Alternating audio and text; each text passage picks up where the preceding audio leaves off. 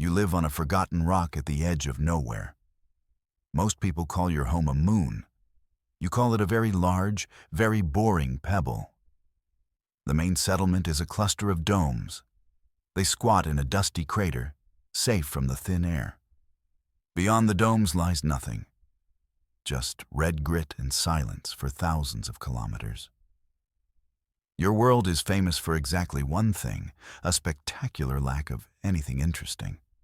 The only tourist attraction is leaving, but you have a secret. You have a reason to stay. You look up at the sky, not at the nebulae or the distant galaxies. You look at the empty patch of black, the spot where the system's sun should be. It is not empty. A ghost lives there, a shimmering perfect sphere that drinks the light of its own star. The locals call it the Great Shell. They see it so often they no longer see it at all. It is just a part of the sky, like a cosmic smudge on a window. To you, it is everything. You spend your nights with a scavenged telescope. You trace the faint lines on its surface. They are patterns too vast for any mind to truly hold. You watch the way it hangs in the void. It is a silent god, sleeping in the dark. It is the only mystery in a life defined by routine. You are the sole member of its fan club. The membership dues are just your own unending curiosity. You exist in a small room carved from rock. Your window is a screen showing the sky. Your life is a quiet hum of recyclers and dim lights. But every night, you look up at that impossible object. You wonder who built it. You wonder what sleeps inside. You are a boy watching a giant, and you feel a strange kinship with its magnificent isolation. You are both alone, together. Your hobby is listening to the static between worlds. You have an array of sensors, mostly junk you salvaged.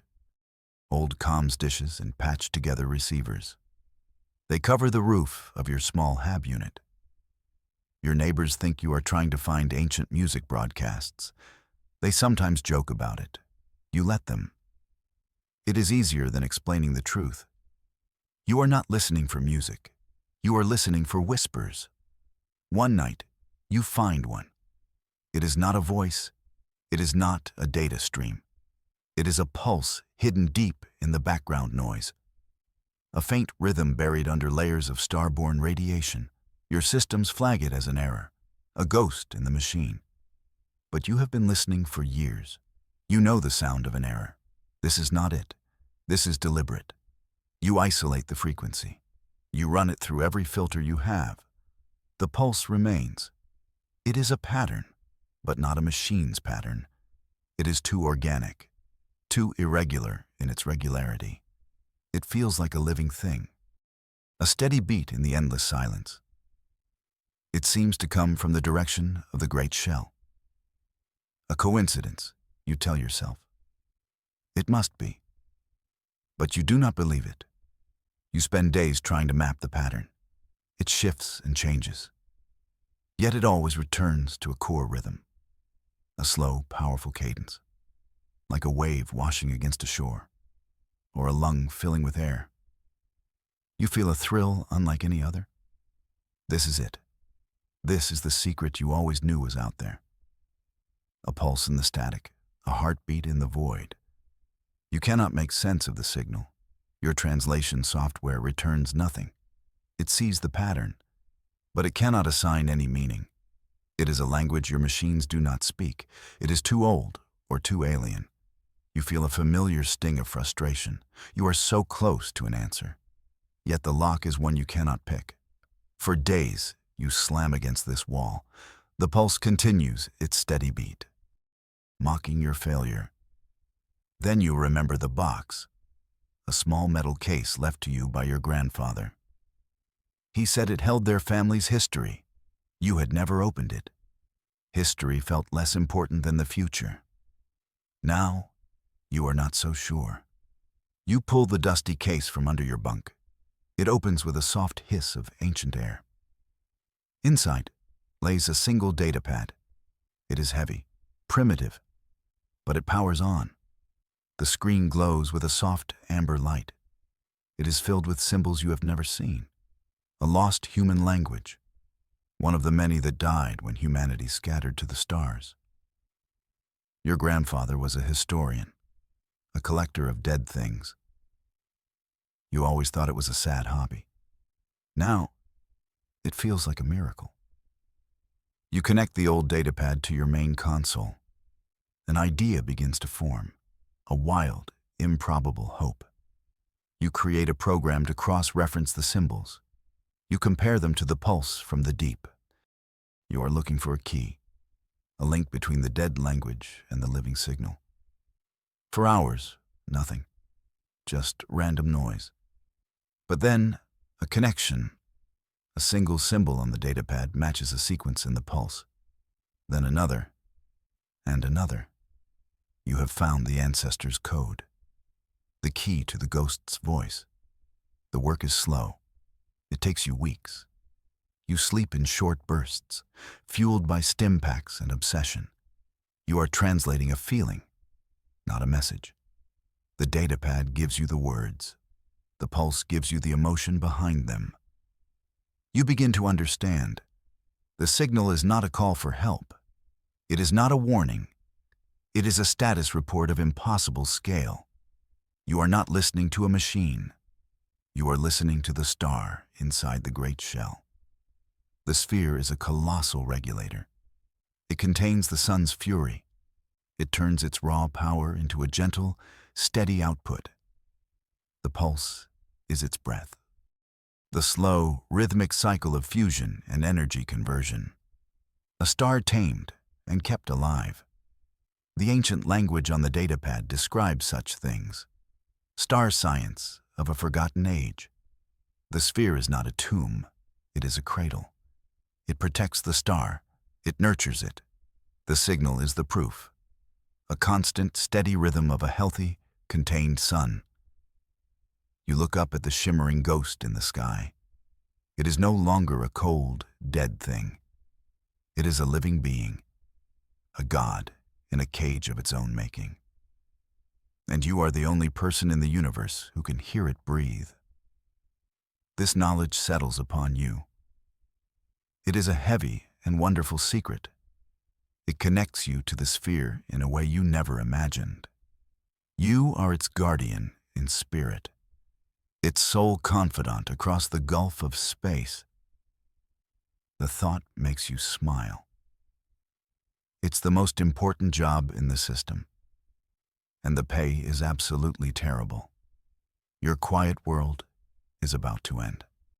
An alarm blares from your long-range scanner. It is an alert you have never seen before. It is not a stray asteroid or a solar flare. It is a fleet. Multiple contacts, emerging from faster-than-light travel.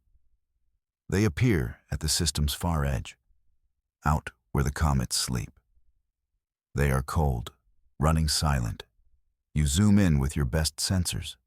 The ships are black. Their design is sharp and aggressive, nothing like the rounded, functional ships of the System Authority. These are predators. You count them, 9 vessels. They move in a tight formation, a wolf pack in the dark. Their engines burn with a strange, violet light. They are not broadcasting any identification codes. They are ghosts of a different kind. Their trajectory is chillingly clear. They are not heading for your world. They are not heading for the system's trade hubs. They are moving in a perfectly straight line. A vector aimed directly at the heart of the system, directly at the great shell. Your blood runs cold. These are not explorers. They are not tourists. They have come here for a reason. You watch them for a full cycle. They do not deviate from their course. They move with a grim purpose, a silent arrow aimed at the breathing god in the sky. The peace you felt is gone, replaced by a cold, creeping dread. The wolves are coming for your gentle giant, and no one else even knows they are here. You have to do something. You have to warn someone. Your little HAB unit has a comms laser. It is old, but powerful enough. You aim it at the system's central authority station, a moonlet orbiting a distant gas giant. You compose a message. You keep it short and professional. You attach your sensor logs, the fleet's trajectory, their silence, their unknown energy signatures. You triple-check everything. Then you press send. The reply is almost instant. It is also automated. Thank you for your report. Your observation has been logged. AI analysis indicates a 97% chance of sensor ghosting. No further action is required. Sensor ghosting. Your discovery, your terror, dismissed as a glitch. Anger burns in your chest. You will not be ignored. You override the automated system. You request a direct channel to a human operator. A face appears on your screen. A man, bored and tired. He glances at your report on his own screen. He barely skims it. "Kid, do you know how many false positives we get?" he asks. His voice is slick with condescension. Your equipment is non-standard, probably military surplus from the last war. He chuckles. "We have high-end arrays. If there was a fleet out there, we would know." You try to argue. You tell him about the pulse from the sphere. You tell him the fleet is coming for it. He just laughs. "A breathing star? Kid, lay off the stims. That sphere is a dead rock, has been for 10,000 years. He waves a dismissive hand. Don't clog emergency channels with fantasies. The connection cuts. You are left staring at your own reflection in the dark screen. Your warning, unheard. The fleet does not slow down. They cross the system in a matter of days. Soon, they are visible in your telescope. No longer just points of light. You can see their shapes now, jagged and cruel like shards of obsidian. They approach the great shell. They take up positions around it, a perfect geometric pattern. They are preparing for something, not communication, an assault. Then, it begins. Beams of pure energy lance out from the 9 ships. They strike the surface of the sphere. They do not explode. They cut. They carve deep trenches into the ancient material. The impacts are silent across the vacuum. But you feel them. You feel them in your soul. You have your sensors locked on the sphere's unique frequency, the star's steady breath. The moment the beams strike, the rhythm falters. The steady pulse becomes a chaotic scramble, a frantic, painful beat, like a heart seizing in a chest. The sphere shudders. Pieces of its outer shell, the size of mountains, break away. They drift silently into the void. The invaders are wounding a god, and you are the only one watching, the only one who can hear its silent scream. You watch in helpless horror. The invaders are relentless. Their cutting beams work with terrifying precision. They are not trying to shatter the sphere. This is not simple destruction. This is surgery. A violent, brutal surgery. They are carving a path to its heart. They want to expose the star within. The wounded pulse from the sphere confirms it. It is a signal of pure agony, a mind-numbing symphony of pain. A horrible realization dawns on you. It settles in your gut like a block of ice. They do not want to destroy the star. They want to control it, to harness it. A captive sun would be the ultimate power source, an infinite weapon. They would become gods themselves, wielding the power of a stolen star. That is why they ignored the system, why they came in secret. They want to steal the heart of this place. You look at your comms panel. You could try calling the authorities again. But what would you say? The boy with the junk pile sensors was right. They would never get here in time. There is no cavalry coming, no grand fleet to save the day. There is only you, in your tiny room on your forgotten rock. You are the last line of defense. A defense with no weapons, no army. The logic is inescapable. It is cold and terrible. You cannot let them have the star. You cannot let them enslave a living sun. If you cannot save it, you must free it. The only way to stop them is to finish what they started, to break the sphere completely, to unleash the star. The choice is monstrous. Kill a god to prevent its capture.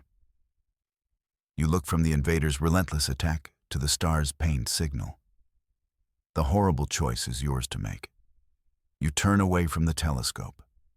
The decision is made. A grim resolve hardens your features. You will not be a helpless witness. You go back to the ancestors' datapad.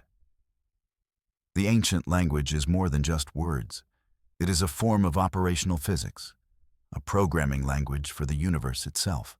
You saw it before. Formulas for creation, for stability, for containment. Now, you look for their opposite. You search for the equations of decay, the mathematics of catastrophic failure. You find them, tucked away in a protected file labeled Final Contingency. It is a code designed to do one thing, to create a resonance cascade, a feedback loop that would shatter any containment field. It is a song of ending, a precise frequency that will make the sphere's regulators tear themselves apart. You begin to write the new code. Your fingers fly across the console. You take the ancestors' song of ending. You modify it. You shape it into a weapon. You tailor it to the great shell's specific frequency. The star's breath will become its death rattle.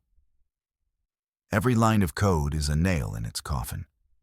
You feel a profound sickness, a sense of cosmic trespass. You are a boy writing the death warrant for a son. The work is fast. Your mind is sharp with purpose and adrenaline. There is no room for doubt. No time for hesitation. The invaders continue to carve into the sphere. You can see the star's light bleeding through the new wounds. Time is running out. You finish the code. A small, elegant file. A package of pure destruction. A terrible song ready to be sung. Your personal comms laser is too small. The signal it sends is a whisper. You need a shout. You need a voice that can cross the system in an instant. A voice that can overpower the invader's interference. There is only one choice. The main system comms array. The big dish on the far side of your moon. A massive installation, mostly automated. It is the system's long-range megaphone, and you are about to steal it. You have dreamed of hacking the main array, just to see if you could. A fantasy for a bored boy on a lonely rock. Now, it is a desperate necessity. You dive into the system's network. Your own custom-built intrusion programs are ready. You slide past the outer firewalls. They are designed to stop bored teenagers, not a determined saboteur. You joke to yourself that you are their worst nightmare, a bored teenager with a god complex. You reach the core controls. The security is stronger here. SI sentinels patrol the code. You dodge and weave through them. You use backdoors you discovered years ago. You mask your signature. You make your intrusion look like a routine diagnostic. The progress bar on your screen fills slowly, agonizingly slowly. You can feel the system fighting back, but you are faster. You are more desperate. Then, you are in. A message flashes on your screen. Administrative control granted. You have done it. You have seized the broadcast. The system's most powerful transmitter is now yours. You can feel its power at your fingertips. The ability to speak to other stars. But you have only one message to send, and only one recipient in mind. You waste no time. The invaders are close to breaching the sphere's core. You can see their ships moving into new positions, preparing to harness the star. You purge the array's broadcast queue. You upload your single terrible file. The song of ending. You check the targeting solution. The array swivels its massive dish. It locks onto the coordinates of the great shell. A perfect, unwavering aim. Your finger hovers over the command to transmit. This is the final moment. The last chance to turn back. The image of the star's pained, erratic pulse fills your mind. The image of the black ships. The cosmic vultures. Your resolve hardens. You are not a murderer. You are an executioner. You press the key. Broadcast sent. The signal flies at the speed of light. A silent, invisible spear of pure information. For a few minutes, nothing happens. The universe holds its breath. You watch your monitor, the one that displays the star's heartbeat. The invaders continue their work, unaware. They are deaf to the song you have unleashed. Then, your signal strikes the heart of the sphere. The effect is instantaneous. The star's pained, chaotic pulse vanishes. It is replaced by a single, rising tone, a scream of pure resonance. Your code is working. It has found the sphere's ancient regulators, the machines that held a sun in check for millennia. The song of ending tells them to vibrate, to resonate with each other, to amplify their own frequency until they shatter. A resonance cascade. The sphere begins to die from the inside out. The invaders' ships suddenly stop firing. They seem to sense the change. A tremor runs through the great shell. Faint cracks appear across its surface. They spread like lightning through glass. The single rising tone on your monitor becomes a deafening roar of static. The ancient regulators shatter. The containment field fails. The chains are broken. The star is free. For the first time in eons, its light is not filtered, not tamed. It pours out of the cracked shell, a wave of raw, untamed brilliance. The star does not gently expand, it explodes. Its first breath of freedom is a dying roar. A colossal solar flare, a wave of plasma and radiation, erupts from its surface. It moves with incredible speed. It washes over the 9 invading ships. There is no battle. There is no fight. The black ships are simply erased. Their advanced shields mean nothing. Their aggressive design is irrelevant. One moment they are there, a pack of wolves ready to feast. The next, they are gone, vaporized into their component atoms, scoured from existence by the very power they sought to control. Justice is delivered in a blinding flash of light. You watch through your telescope's darkest filter. The light is still almost too bright to bear. The great shell, the ghost that haunted your sky your whole life, is gone. In its place is a new sun, a small, furious star burning itself out in a final, glorious blaze, a nova. It expands outward in a perfect sphere of light and energy, a silent shockwave consuming everything in its path. It is beautiful, and it is the most terrible thing you have ever seen. The intricate patterns on the shell are gone. The gentle breathing pulse is gone. The silent God is gone. You killed it. You killed it to save it. The logic feels thin and brittle now. You watch the expanding wave of destruction, the end of an age, the birth of a new nebula, and you are its architect. You sit in the silence of your room. The only sound is the hum of your life support. Your screens show the aftermath, the expanding cloud of gas and dust where a star once lived in peace. You are safe. Your little rock is far enough away. The shockwave will not reach you for years, and by then it will be a gentle wave of radiation. A faint echo of the day a sun was unleashed. News of the nova spreads faster than its light. Telescopes in 100 systems turn to stare at the new, bright point in the sky. Experts are baffled. An ancient, stable Dyson sphere does not simply explode. It is not a natural event. They analyze the faint radio waves from the system. They find the echoes of a signal, a powerful, targeted broadcast that preceded the event, a signal that originated from a forgotten moon. From your moon, your name is not known, not yet.